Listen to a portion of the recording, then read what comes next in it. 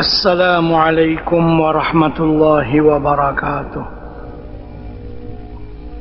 بسم الله الرحمن الرحيم.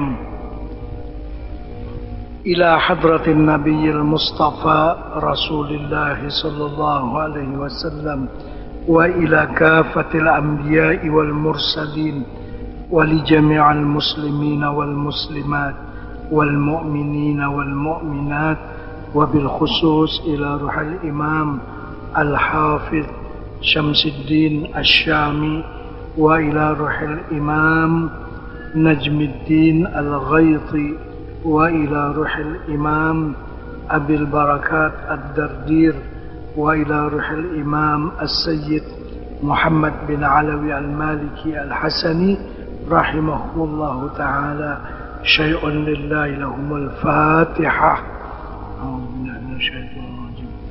بسم الله الرحمن الرحيم. الحمد لله رب العالمين الرحمن الرحيم مالك يوم الدين إياك نعبد وإياك نستعين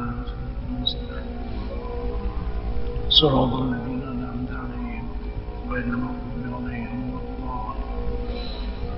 بسم الله الرحمن الرحيم. الحمد لله رب العالمين نحمده ونستعينه ونستهديه ونسترشده ونؤمن به ونتوكل عليه ونعوذ به من شرور أنفسنا ومن سيئات أعمالنا. اللهم صل وسلم وبارك على سيدنا ومولانا محمد وعلى آله وصحبه أجمعين ومن تبعهم بإحسان إلى يوم الدين. سبحانك لا علم لنا إلا ما علمتنا إنك أنت العليم الحكيم. رب اشرح لي صدري ويسر لي أمري واحلل عقدة من لساني يفقه قولي. بسم الله ما شاء الله لا قوة إلا بالله ما شاء الله. كل نعمة من الله ما شاء الله. الخير كله بيد الله ما شاء الله. لا يصرف السوء إلا الله. أما بعد. Terus rintangan di sepanjang hidup, di sepanjang jalan hidup. 5 hal yang selalu menggoda Nabi sallallahu alaihi wasallam dan umatnya. Nah, ini belum lagi Nabi kita sampai ke Baitul Maqdis, sudah dekat-dekat sampai. Nabi kita diuji dengan 5 macam halangan. Yang juga halangan ini menguji kita juga sama. Ujiannya kepada Nabi dan juga kepada kita. Yang 5 macam ini. Yang pertama, penyeru Yahudi dari arah kanan. Wa bainama huwa yasiru idh da'ahu da'in an yaminih ya Muhammad unzurni as'alka falam yujibhu faqala ma hadha ya Jibril qala hadha da'i al-yahud ama innaka law ajabtahu latahawwadat ummatuk. La tahawwadat ada lamnya terus dan seterusnya baginda Nabi sallallahu alaihi wasallam berjalan dan mendengar ada suara orang memanggil-manggil di sebelah kanannya. Wahai Muhammad, lihatlah sebentar padaku, aku mau bertanya kepadamu. Baginda Nabi tidak menjawab panggilan orang tersebut. Baginda Nabi bertanya kepada Jibril, panggilan ini dari siapa wahai Jibril? Jibril berkata, ini adalah suara penyuruh agama Yahudi. Seandainya engkau menjawab panggilannya itu, niscaya umatmu akan condong hati kepada agama Yahudi. Untunglah Nabi kita tidak memperdulikan panggilan Yahudi. Jadi Yahudi ini Nabi kita saja diganggunya untuk supaya Nabi kita cenderung hati kepadanya. Jadi begitulah pelajaran kepada kita. Rintangan dalam kita beribadah kepada Allah. Bermacam-macam Yahudi membuat percobaan kepada kita untuk memalingkan kita daripada ibadah kepada Allah Subhanahu wa ta'ala. Apakah yang kita sadari ataupun yang kita tidak sadar. Itu perencanaan Yahudi untuk menghilangkan keberagamaan di kalangan umat Islam dengan bermacam-macam rencana mereka. Mungkin fashion pakaian, cara berpakaian, cara hidup, cara berumah tangga, macam-macam. Itu mengikuti langkah-langkah Yahudi. Mungkin kita sadar atau tidak sadar, banyak dalam kehidupan kita terikut-ikut Yahudi. Itu Nabi kita zaman dulu tidak menoleh kepada Yahudi. Seandainya Nabi kita menoleh, sudahlah umat Islam ini semua akan menjadi terikut-ikut dengan Yahudi. Contohnya adalah, saya bertanya kepada Bapak ini ikhlas, coba jawab soalan saya. Kalau pengajian akbar seperti ini kita laksanakan jam 2 pagi, kira-kira Bapak Ibu datang nggak? Ini jawab ikhlas, jangan menjaga hati saya aja. Kira-kira pengajian seperti ada jadwalnya jam 2 pagi. Bapak Ibu kira-kira datang nggak? Ikhlas saja jawabnya. Ikhlas. Ya, kemungkinan penceramahnya juga nggak datang. Jam 2 pagi. Tapi kalau jam 2 pagi itu Piala Dunia, sanggup. Nah, itulah kata Dr. Muhammad Iqbal, penyair Pakistan yang terkenal. Umat Islam sekarang bukan tidak mengerti makna cinta, tetapi mereka tersalah mengalamatkan cinta. Bukan tidak tahu dicinta, tapi cinta itu salah alamat. Sepatutnya cinta itu dialamatkan kepada Muhammadu, tapi cinta mereka teralamat kepada Ronaldo. Salah alamat. Jadi kalau Ronaldo sanggup jam 2 pagi, tapi kalau untuk Muhammad istirahat nggak sanggup. Nggak ada cinta, ada cinta. Nah begitu. Ini contoh gangguan Yahudi. Di sebalik itu semuanya Yahudi bermain sebenarnya untuk menghilangkan kecintaan kita kepada Rasulullah. Jadi kita menjadi sibuk satu dunia dengan perencanaan Yahudi. Terikut-ikutlah kita dengan cara dan budaya orang-orang Yahudi. Di segi banyak macam lagi lah. Tapi syukurlah malam itu Nabi kita tidak menoleh kepada Yahudi. Nah, ini kan satu teguran kepada kita supaya jangan terikut-ikut budaya Yahudi. Terus 2. Penyeru Nasrani dari arah kiri. فبينما هو يسير إذ دعاه داع عن شماله يا محمد انظرني أسألك فلم يجبه فقال ما هذا يا جبريل قال هذا داع النصارى أما إنك لو أجبته لتنصرت أمتك. Dan dalam masa baginda Nabi sallallahu alaihi wasallam berjalan-jalan, tiba-tiba baginda dipanggil oleh satu suara dari arah kirinya. Wahai Muhammad, lihatlah sebentar kepadaku, aku mau bertanya kepadamu. Baginda tidak mempedulikan suara itu dan meneruskan perjalanannya. Baginda Nabi bertanya, apakah gerangan orang yang menyuruh itu wahai Jibril?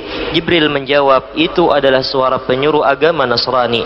Kalau seandainya engkau menjawab panggilannya, niscaya umatmu akan cenderung hati kepada mengikuti agama Nasrani.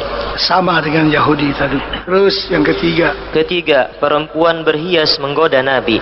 Wa bainama huwa yasiru idh da'ahu bimra'atin idh huwa bimra'atin hasiratin an zira'aiha wa 'alayha min kulli zinah khalaqaha Allah ta'ala faqalat ya Muhammad unzurni as'alka falam yaltafit ilayha faqala man hadhihi ya Jibril qala tilka ad-dunya ama innaka law ajabtaha lakhtarat ummatuka ad-dunya 'ala al-akhirah.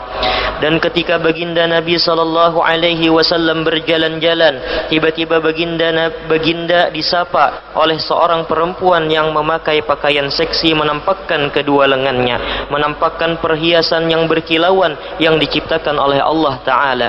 Lalu ia memanggil Nabi, ya Muhammad, lihatlah sebentar kepadaku, aku mau bertanya kepadamu. Baginda Nabi tidak menoleh dan tidak menjawab panggilannya. Baginda Nabi bertanya kepada Jibril, siapakah perempuan itu wahai Jibril? Jibril berkata, itulah dunia yang mempesonakan. Seandainya engkau menyahut rayuannya, maka umatmu pasti akan memilih dunia daripada memilih akhirat. Jadi yang ketiga yang mengganggu perjalanan Nabi ialah dunia yang berhias-hias di hadapan Nabi, tapi Nabi kita tidak menoleh. Jadi begitulah kita anak beribadat nih. Yahudi, Nasrani, dunia mengganggu perjalanan kita. Terus yang keempat lagi. Keempat, lelaki tua memanggil Nabi sallallahu alaihi wasallam. Wa bainama huwa yasiru idh huwa bi syaikhin yad'uuhu muntahiyan 'anit tariq yaqulu halumma ya Muhammad. Faqala Jibril bal sir ya Muhammad. Faqala man hadha ya Jibril? Qala hadha aduwwullah iblis arada an tamila ilaih. Dan antara baginda Nabi sallallahu alaihi wasallam berjalan-jalan, tiba-tiba baginda bertemu dengan seorang lelaki tua yang memanggil-manggil baginda Nabi dari tepi sebatang jalan. Ia berkata, kesinilah sebentar wahai Muhammad. Maka Jibril memerintahkan Nabi, teruskanlah berjalan, jangan pedulikannya wahai Muhammad. Baginda Nabi bertanya, siapakah lelaki tua ini wahai Jibril? Jibril berkata, inilah musuh Allah, iblis yang terkutuk. Ia ingin mempengaruhimu agar cenderung hatimu kepadanya. Yang keempat ini iblis. Terus dulu yang kelima. 5. Perempuan tua di pinggir jalan. Wasara fa idza huwa bi'ajuzin 'ala janibi at-tariq faqalat ya Muhammad unzurni as'alka falam yaltafit ilaiha faqala man hadhihi ya Jibril qala innahu lam yabqa min 'umri ad-dunya illa ma baqiya min 'umri hadhihi al-'ajuz. Ketika baginda Nabi sallallahu alaihi wasallam asyik menikmati perjalanan Isra yang panjang itu, tiba-tiba baginda bertemu dengan seorang perempuan tua yang berada di pinggir jalan. Perempuan tua itu berkata, "Ya Muhammad, lihatlah sebentar kepadaku, aku mau bertanya sesuatu kepadamu."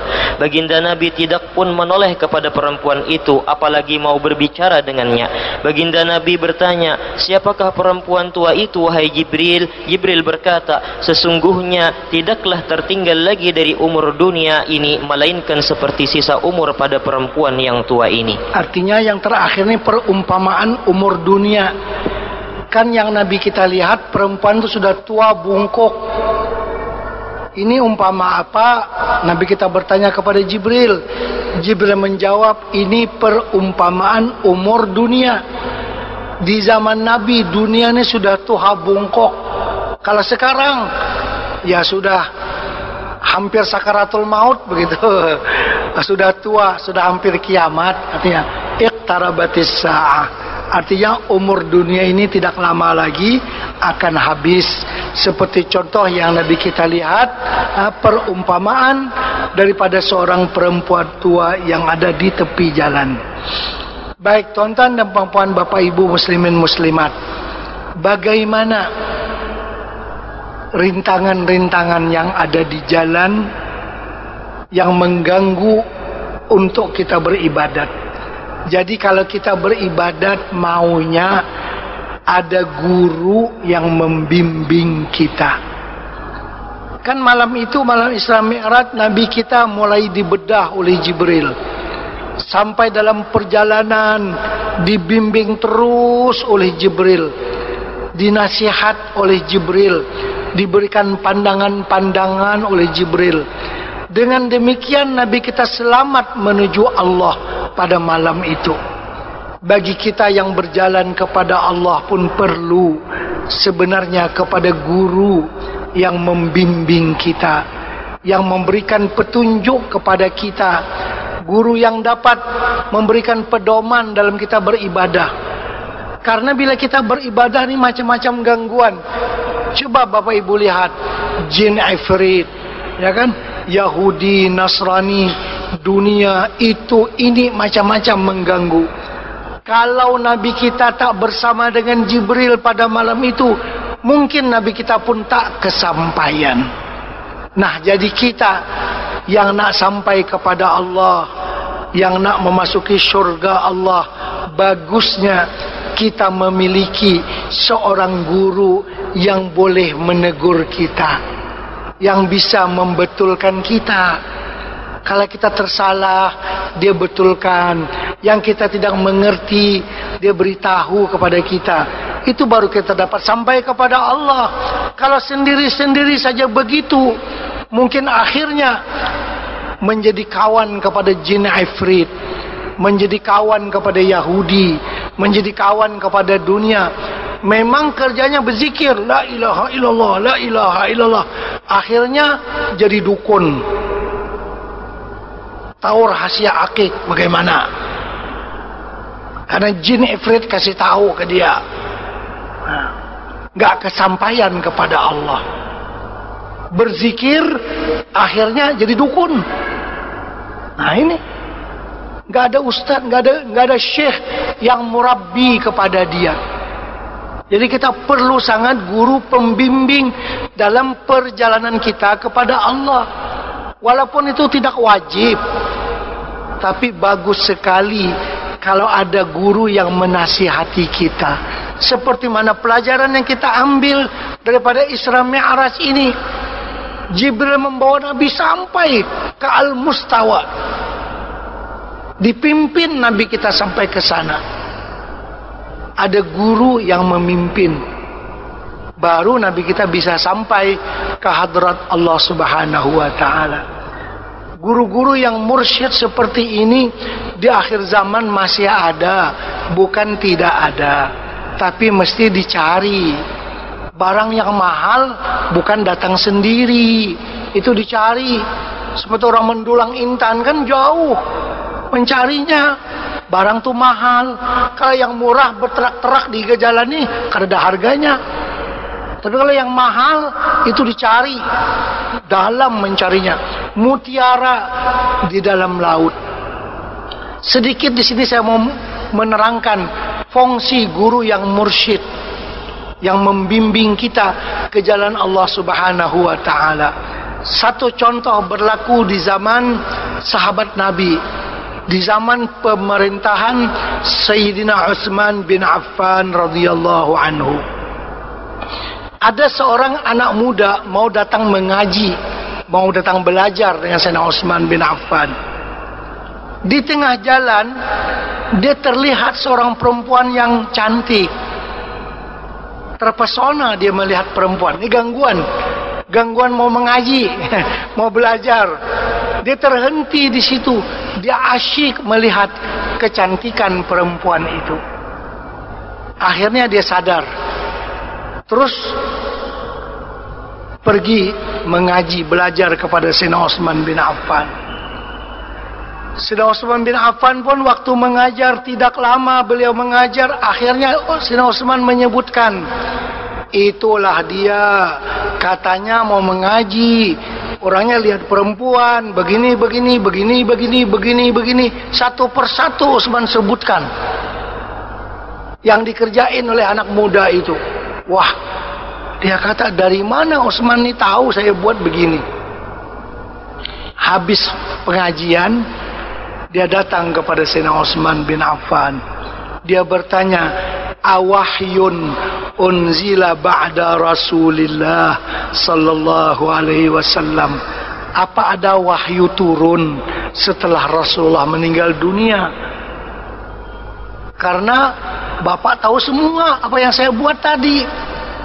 Utsman menjawab, ittaqu firasatal mu'min fa innahu yanzuru binurillah.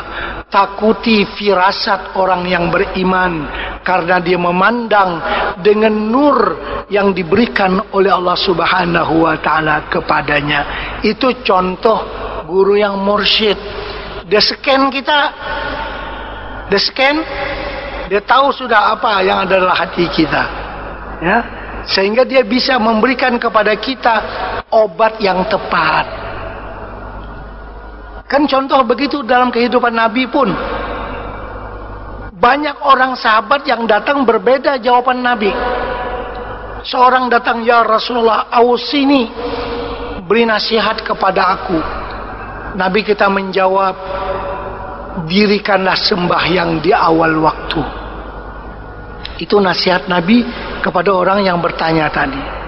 Yang kedua datang lagi bertanya, ya Rasulullah, ausini, wasiati aku. Nabi kita bersabda, la taghdab, jangan engkau suka marah. Yang ketiga datang bertanya, Nabi kita menjawab, berbaktilah engkau kepada kedua ibu bapa engkau.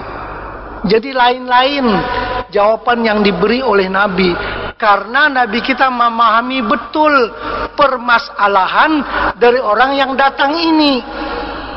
Misalnya orang yang datang ini, kalau dengan ibu bapaknya sudah bakti, nyumbang rajin, tapi sholat kesiangan, subuh kesiangan. Nah, orang yang begini Nabi kita nasihati, sholatlah engkau di awal waktu, karena yang lain sudah oke, sudah gak ada masalah.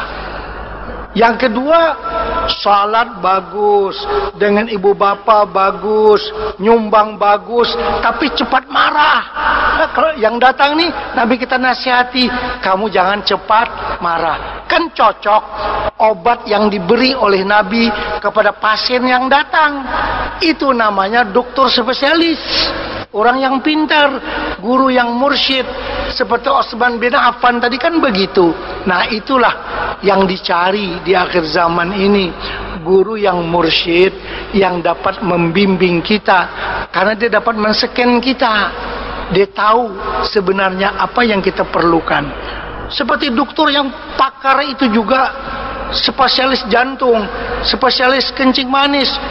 Dia lihat muka kita aja dah tahu, wah ini kencing manisnya tambah ini. Wah, lihat muka aja dia tahu, karena dia ahli. Kan, oh ini nampak lebih sehat ini. Wah, dia bisa mengukur kita dengan keahlian dia dalam bidangnya. Nah, begitu yang dicari-cari di akhir zaman, guru yang dapat membimbing. Bagaimana perjalanan Nabi sepenuhnya dibimbing oleh Jibril alaihi salatu wassalam. Baik, selanjutnya kita akan menyaksikan pula beberapa babak daripada pertemuan Nabi sallallahu alaihi wasallam. Nanti pada halaman 66 kan, itu Nabi kita akan masuk ke Baitul Maqdis. Tinggal sedikit. Kita lanjutkan dulu beberapa pemandangan lagi yang Nabi kita saksikan sebelum sampai ke Baitul Maqdis. Terus. Tambahan Imam Asy-Syami bertemu dengan para nabi. Zada Syamiyu wa bainama huwa yasiru iz laqiyahu khalqun min khalqillah faqalu assalamu alayka ya akhir assalamu alayka ya hashir faqala lahu Jibril urdudis salam faradda summa laqiyahum as-saniyah faqalu lahu misla dhalik summa laqiyahum as-salisah faqalu misla dhalik faqala man haula'i ya Jibril qala Ibrahim wa Musa wa Isa wa marra ala Musa wa huwa yusalli fi qabrihi indal kasibil ahmar tiwalun sabtun adamu ka'annahu min rijali shanu'ah wa huwa yaqulu bi raf'i sautihi akramtahu wa faddaltahu فسلم عليه فرد عليه السلام وقال من هذا معك يا جبريل قال هذا أحمد فقال مرحبا بالنبي العربي الذي نصح لأمته ودعا له بالبركة وقال سل لأمتك اليسرى فساروا فقال يا جبريل من هذا قال هذا موسى بن إمران قال من يعاتب قال يعاتب ربه قال ويرفع صوته على ربه قال جبريل إن الله تعالى قد عرف له حدته. Berkata, dan sewaktu baginda Nabi Shallallahu Alaihi Wasallam berjalan, tiba-tiba baginda bertemu makhluk daripada makhluk ciptaan Allah. Lalu mereka berkata, salam sejahtera ke atasmu wahai orang yang akhir, salam sejahtera ke atasmu wahai orang yang menghalau umat di mahsyar kelak. Maka Jibril pun berkata kepada Nabi, jawablah salam mereka itu. Lalu baginda pun membalas salam mereka itu. Maksud mereka wahai akhir tuh Rasul yang terakhir gitu. Ya. Terus Kemudian baginda bertemu kali yang kedua, lalu mereka pun mengucapkan salam seperti salam yang lalu. Kemudian bertemu pula kali yang ketiga, lalu mereka pun berkata seperti itu juga. Baginda Nabi bertanya kepada Jibril, siapakah mereka itu wahai Jibril? Jibril berkata, mereka itu adalah Ibrahim, Musa dan Isa. Dan baginda Nabi melalui tempat Nabi Musa. Beliau sedang sembahyang di dalam kuburnya, di samping timbunan batu berwarna merah. Tinggi tubuh badannya, lurus rambutnya, putih kelabu kulitnya, seakan-akan beliau dari kalangan orang-orang Syanu'ah di Yaman. Dengan lantang Musa berkata, engkau telah memuliakannya, engkau telah melebihkannya. Lalu baginda memberi salam kepadanya. Musa pun menjawab salam. Musa berkata, siapakah ini yang bersamamu wahai Jibril? Jibril pun berkata, inilah Muhammad. Lalu Musa berkata, selamat datang seorang nabi berbangsa Arab yang senantiasa menasihati umatnya. Musa pun berdoa keberkatan untuk baginda Nabi SAW dan ia berkata, pintalah kemudahan buat umatmu. Kemudian Nabi serta Jibril meninggalkan Musa. Maka baginda berkata, wahai Jibril, siapakah orang itu tadi? Jibril pun berkata, dia adalah Musa bin Imran. Baginda bertanya lagi, dengan siapakah dia berbicara tadi? Jibril berkata, dia berbicara dengan Tuhannya. Baginda berkata, beliau melantangkan suaranya di hadapan Tuhan. Jibril berkata, sesungguhnya Allah sudah mengenal perwatakan Nabi Musa yang selalu begitu gaya bicaranya. Ya, baik. Jadi di sini Nabi kita bertemu dengan 3 orang Nabi yang khusus. Nabi Ibrahim, Nabi Musa dengan Nabi Isa. Ini sangat penting artinya pertemuan Nabi kita dengan ketiga-tiga orang Nabi ini. Karena yang pertama kan dengan Nabi Ibrahim. Nabi Ibrahim ini kan Abul Anbiya, bapak kepada seluruh nabi-nabi setelah dia. Nabi Musa, nabi yang paling besar di kalangan orang-orang Yahudi. Nabi Isa, nabi kepada orang-orang Nasrani. Nah, ini sangat penting pertemuan kepada 3 ini. Karena baik orang Yahudi dan orang Nasrani mengklaim bahwa Ibrahim itu orang kami. Ibrahim itu pendukung kami. Kan dalam Quran disebutkan, maka kana Ibrahimu Yahudiyya wala Nasraniyya. Ibrahim bukan Yahudi dan bukan Nasrani. Jadi Nabi Ibrahim satu pribadi yang menjadi rebutan kepada 3 agama samawi. Orang Yahudi mengklaim Ibrahim itu orang kami. Nasrani, Ibrahim itu orang kami. Kita juga orang Islam. Wa Ibrahimul Khalilu Abi. Kan begitu dalam talqin kan. Ibrahim Al-Khalil sebagai bapakku dalam agama. 3 membanggakan Nabi Ibrahim. Karena Nabi Ibrahim tadi bapak kepada nabi-nabi setelah beliau. Dan agama yang bagi Yahudi dan juga Nasrani dan juga Nabi kita Muhammad SAW itu setelah Nabi Ibrahim. Secara buktinya, kita orang Islam ini ada bukti bahwa kita memang beragama Nabi Ibrahim. Benar kita yang sebagai pewaris Nabi Ibrahim. Kita ada bukti. Bukan sekadar tanda tangan. Bukan sekadar cap jempol. Kita ada bukti bahwa kita adalah diakui oleh Nabi Ibrahim. Dicap dengan tapak kakinya. Itu yang makam Ibrahim yang ada di Mekah. Seperti sarang burung itu. Itu bukan kubur Nabi Ibrahim. Itu makam Ibrahim. Apa makna makam Ibrahim? Makam itu kan tempat dia berdiri. Ada satu batu. Di situ cuma tapak kaki Nabi Ibrahim mengesan kepada batu itu. Berlubang seperti besarnya kaki Nabi Ibrahim. Jadi kita ada bukti, bukan sekadar stempel. Kalau stempel berapa abad hancur. Tapi kita telah diakui oleh Nabi Ibrahim, dicap sidin dengan apa? Dengan tapak kaki. Itu yang ada di Mekah itu. Yang ada seperti sarang burung itu makam Ibrahim. Bukan makam Ibrahim itu kubur Ibrahim, tidak. Makam Nabi Ibrahim di Hebron.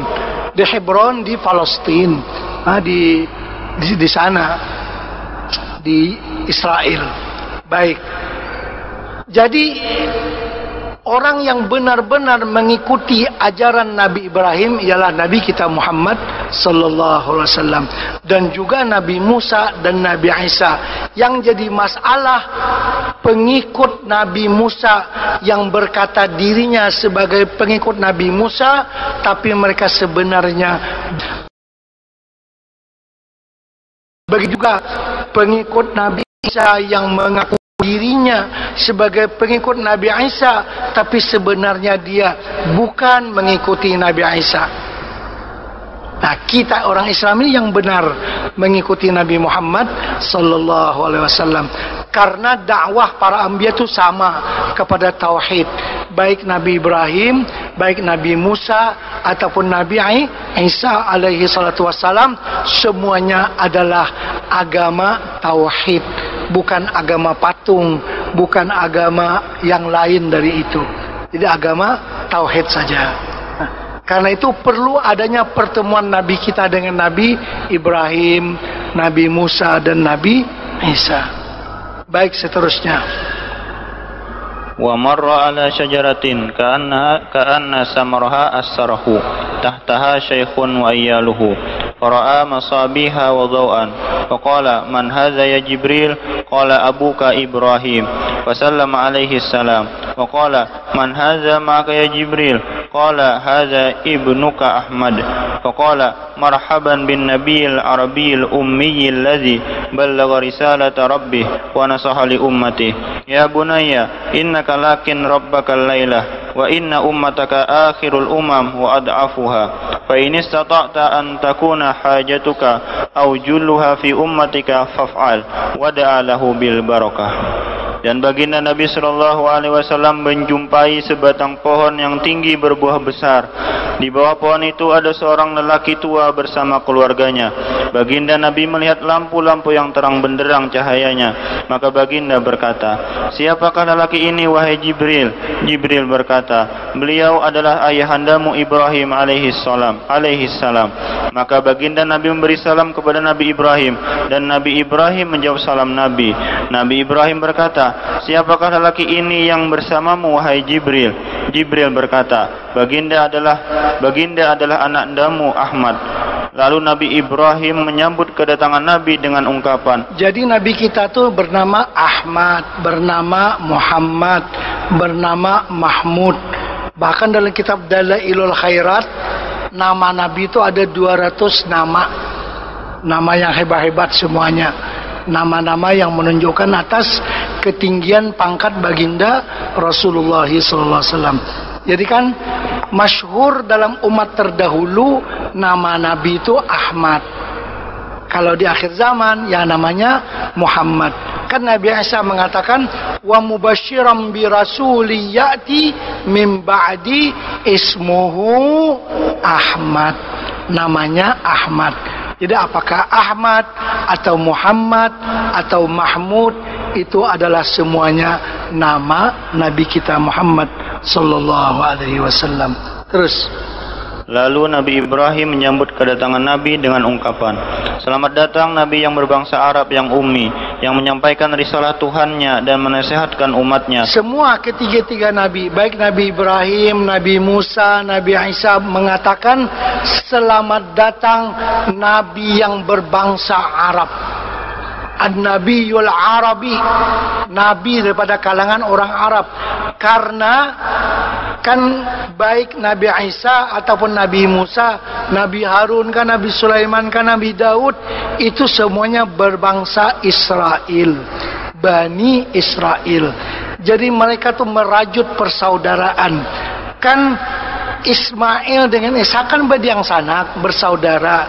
Jadi bangsa Arab dengan bangsa Israel ini sepupu sebenarnya. Kuitan bediang sanak, ya kan? Nah, cuma dan seterusnya.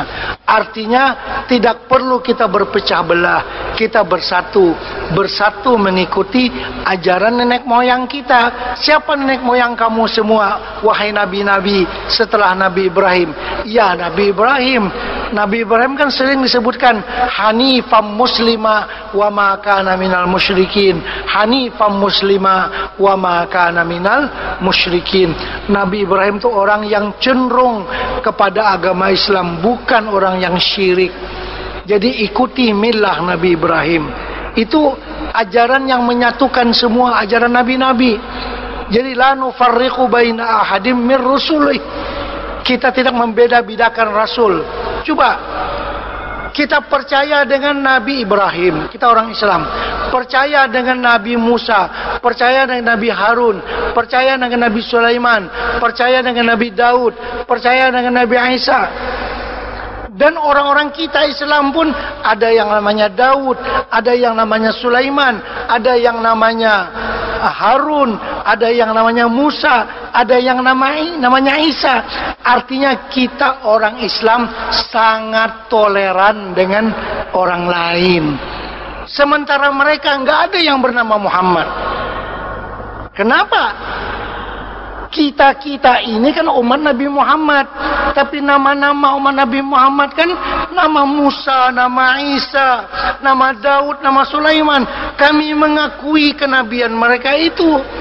Kenapa kamu tidak mengakui kenabian Nabi Muhammad? Enggak ada di kalangan kamu yang bernama Muhammad. Jadi siapa yang fanatik itu? Kan begitu maksudnya tuh. Kita ini orang yang paling toleransi sebenarnya. Karena itu Isra Mi'raj ini itu memperkokohkan persaudaraan para nabi. Ini sebagai permulaan sebelum Nabi kita hijrah ke Madinah. Kan 2 tahun setelah Isra Mi'raj, Nabi kita akan hijrah ke Madinah, bertemu dengan orang Yahudi Ahlul Kitab, bertemu dengan orang Nasrani. Sepatutnya kita ini bersatu saja. Nabi kita kan sama, Ibrahim kemuncaknya. Kita ini semuanya bersepupuan aja, bakola. Ajarannya satu juga, apa yang dibawa oleh Nabi Ibrahim. Itu sepatutnya dalam peristiwa Isra Mi'raj ini, itu yang dirajut, itu yang diayamkan, supaya jangan wujud perselisihan antara umat ini semua, karena semuanya berasal daripada Nabi Ibrahim alaihi salatu wassalam. Terus, wahai anak-anakku yang tercinta, sesungguhnya engkau pada malam ini akan bertemu Tuhanmu. Tadi satu yang saya terlupa. Kan semua nabi-nabi mengatakan kepada Nabi kita Muhammad an-Nabiyul Arabi. Artinya tadi orang-orang Bani Israel mengakui adanya nabi daripada kalangan nabi daripada Bani Ismail ataupun daripada kalangan orang Arab. Dia begini, Nabi kita Muhammad ini kan satu-satunya nabi dari cucu Nabi Ibrahim melalui Nabi Ismail.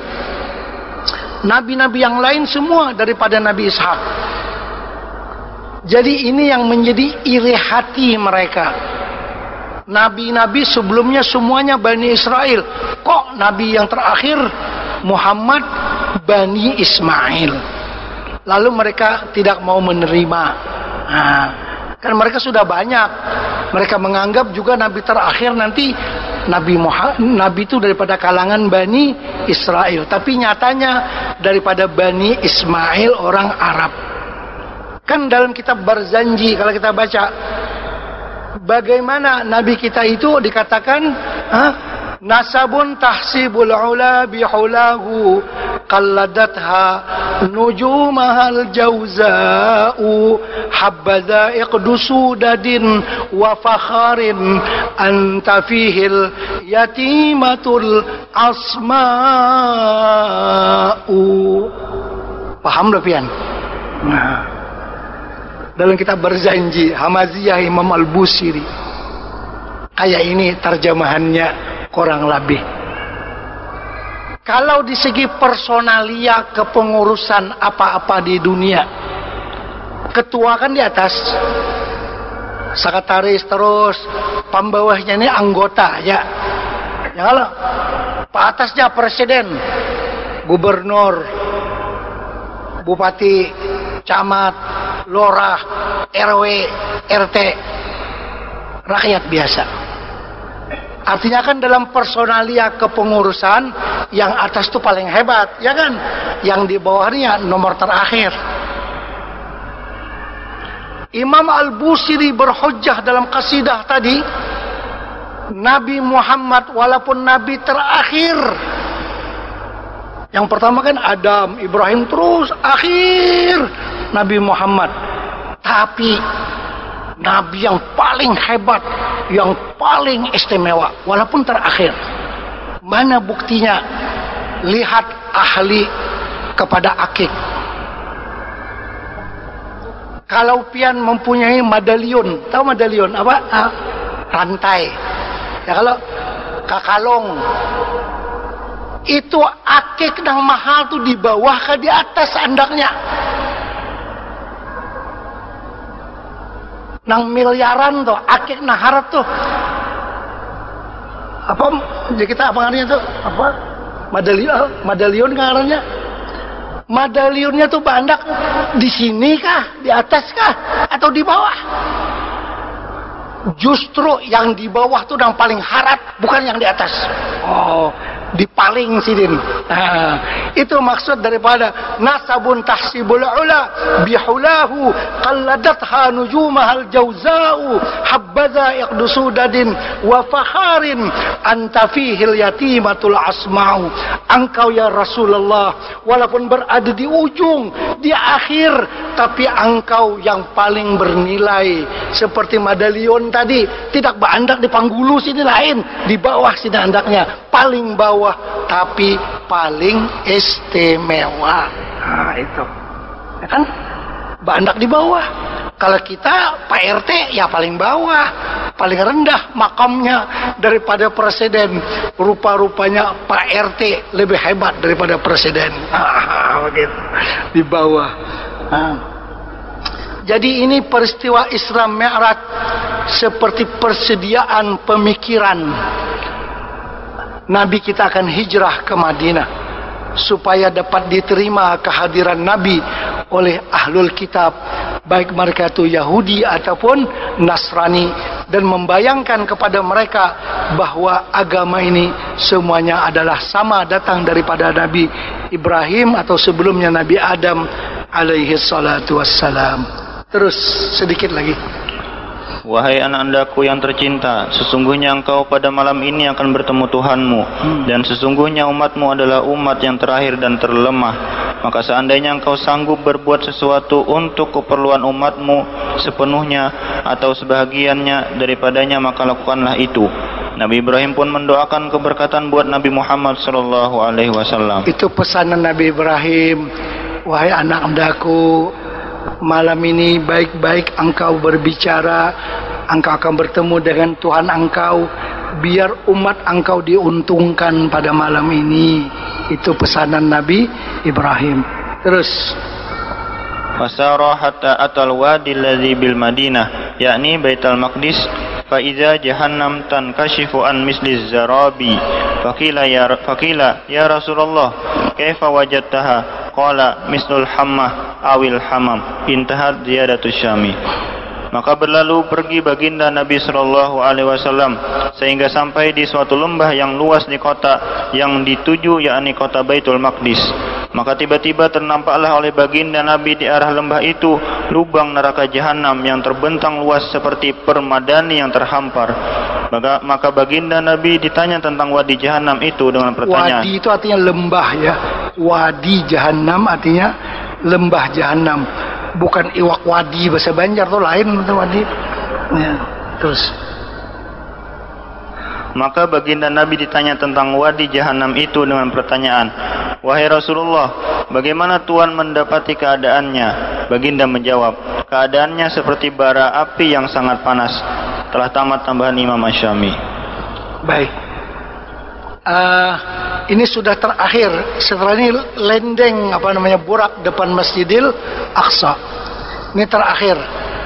Kalau Bapak Ibu pergi ke Palestina dari arah Masjidil Aqsa, kita mau pergi ke selatan ke Baitul Laham dan ke Hebron, pergi ke sana, kita mesti menyeberang satu jembatan. Orang Palestin mengenali jembatan itu berada di atas Wadi Jahannam, lembah Jahannam yang sangat dalam. Itu bahagian selatan daripada Masjidil Aqsa, arah ke kiblat, arah ke Mekah. Situ ada satu jembatan yang di bawah itu jurang yang bersangatan dalam, yang nggak tahu apa yang ada di situ. Sebenarnya itulah yang dikatakan Wadi Jahannam sebagai perumpamaan. Dan disitulah nanti umat Islam akan membunuh orang-orang Yahudi di akhir zaman. Lebih daripada 70.000 yang berpangkat-pangkat besar yang akan dimasukkan dalam lubang Wadi Jahannam itu. Jadi kita hari ini walaupun sedih hati melihat orang Palestin, tanah mereka dijajah, diambil oleh Yahudi daripada seluruh dunia berkumpul semua di Palestin, di sana membuat perumahan-perumahan di tanah yang mereka rampas daripada orang-orang Arab yang ada di Palestin. Bagusai bakumpulan sabarataan di situ, nyaman kami membunuh nanti sekalian aja, kadang alih lagi mencari kemana-mana gitu kan.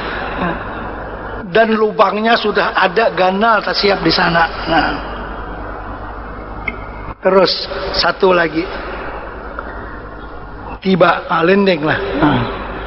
Tiba di Baitul Maqdis, kota suci ketiga umat Islam. وسار حتى أتى مدينة بيت المقدس ودخلها من بابها اليماني ثم نزل عن البراق وربطه بباب المسجد بالحلقة التي كانت تربطه بها الأنبياء عليهم الصلاة والسلام. وفي رواية أن جبريل أتى الصخرة فوضع أصبعه فيها فخرقها وشد بها البراق. Dan telah berjalan baginda Nabi sallallahu alaihi wasallam sehingga sampailah baginda di kota Baitul Maqdis, dan baginda masuk ke dalam kota itu melalui pintu gerbang arah sebelah negeri Yaman. Artinya arah negeri Yaman, Yaman itu arah selatan dari Baitul Maqdis. Coba lihat Ka'bah. Ka'bah kita di Mekah itu ada rukun. Rukun itu bahasa Banjarnya buncu. Apa buncu itu? Apa? Penjuru. Kan ada rukun Iraqi, ada rukun Syami, ada rukun Yamani, ada rukun Hajarul Aswad. Ini kalau meja nih seperti Ka'bah. Di sini Hijr Ismail. Di sini namanya rukun Iraqi. Di sini rukun Syami. Di sini rukun Yamani, dan di sini Hajarul Aswad. Artinya penjuru ini berbetulan dengan negeri Irak di sana. Ini berbetulan dengan negeri Syam. Itu yang Syamiyah juga di Mekah kan, sebelah sini. Kalau ini Yamani artinya kalau lurus tuh sampai ke negeri Yaman. Kalau ini rukun Hajarul Aswad namanya. Ya, posisi kita orang Indonesia ini menghadap ke arah kiblat nih. Arah kita menghadap ke Ka'bah itu antara rukun Yamani dengan Hajarul Aswad. Itu arah situ kita. Yang kita menghadap sekarang dari Asia Tenggara ini. Kalau orang yang dari Irak kan daripada arah sebelah sana. Nah kita antara, kan bila kita sampai rukun Yamani kita sunat istilam juga. Dan sunatnya mengucapkan Bismillah, Allahu Akbar. Tapi kalau nggak menyapu, nggak usah mengucup tangan kan begitu. Bila sampai situ kita akan berkata Rabbana atina fid dunya hasanah kan, wa fil akhirati hasanah wa qina adzabannar. Kita pun kalau yang berjalan tadi sudah berhenti di antara rukun Yamani dengan rukun Hajarul Aswad. Nah situ arah kita dari Indonesia ini. Nah Baitul Maqdis juga begitu, ada arah Yamani, arah selatan artinya. Kan Nabi kita datang dari Mekah, dari Madinah, kan arah selatan. Jadi lendengnya itu daripada arah selatan singgah ke Baitul Maqdis. Kemudian dikatakan Nabi kita mengikat buraknya di tempat di sana para anbiya mengikatkan kendaraan mereka. Nabi-nabi zaman dulu ada mempunyai tempat parking khas. Seperti kita juga imam mesti buat parking khas. Kalau kada ada parking khas, orang penuh, nanti terlambat jadi imam, kan begitu. Dia mesti ada parking khas untuk imam dan sebagainya bagi memudahkan. Jadi untuk nabi-nabi di tepi Baitul Maqdis itu ada tempat parking khas. Mereka memarkingkan di sana kendaraan yang mereka naiki. Maka Jibril berkata kepada Rasulullah, "Ya Muhammad, i'qilha wa tawakkal." Wahai Muhammad, tambat dulu, jarat dulu borak kamu dan bertawakallah kepada Allah. Artinya berusaha dulu. Jangan difahamkan boraknya khusus untuk Nabi. Biar tidak ditambat, biar kada dijarat, kada apa-apa, kada buka. Jangan. Pian-pian mengaji, kunci sepeda motor dulu di luar, hanya masuk ke masjid. Itu pengajarannya. Jangan orang mengaji ini malaikat semua. Nanti hilang sepeda motor pian ya kalau. Jadi i'qilha wa tawakkal. Itu kan guru mursyid menasihati kepada Nabi, wahai Muhammad, jarat dulu, ikat dulu borak engkau, baru masuk ke masjid. Nabi kita pun ikat dulu borak itu. Itu kan begitu bersyariat, artinya kan diikat dulu rumah sebelum meninggalkannya, dikunci dulu, jangan sembarangan kan. Mana tahu nanti dimasuki oleh pencuri, kan begitu. Baik. Dan dikatakan juga dalam satu riwayat bahwa Jibril yang melobangi batu yang besar untuk di sana Nabi kita menambatkan boraknya. Berarti Nabi kita sudah sampai ke Baitul Maqdis, dan insya Allah kita sambung pengajiannya selepas asar nanti. Nabi SAW memasuki Masjidil Aqsa di Palestina dan beberapa program yang ada dalam Al-Masjidil Aqsa. Al-Fatihah.